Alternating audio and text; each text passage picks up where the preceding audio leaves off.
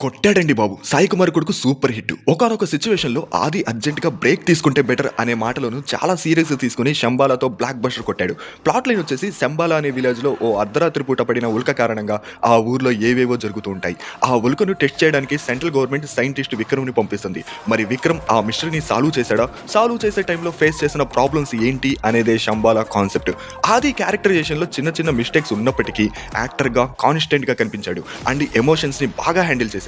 ఇక హీరోయిన్ అర్చన Iyer character predictable గా ఉండడం మైనస్. బట్ స్క్రీన్ ప్రెజెన్స్ తో అట్రాక్ట్ చేసింది. తన క్యారెక్టరే మూవీకి కీ రోల్ అవ్వడం, దానికంటే ఒక ఫ్లాష్ బ్యాక్ ఉండడం, ఇవన్నీ తనని బాగా ఎలివేట్ చేశాయి. ఫైనల్లీ మ్యాజిక్ ఉంటే లాజిక్ ఉండదు, లాజిక్ ఉంటే మ్యాజిక్ ఉండదు. కానీ సైన్స్ కి లాజిక్ కంపల్సరీ. ఈ ఒక్క విషయంలో శంబాలా కాస్త హల్చల్ అయింది అండ్ ఒక మిస్టరీ థ్రిల్లర్ గా టార్గెట్ ఆడియన్స్ ని అట్రాక్ట్ చేస్తుంది.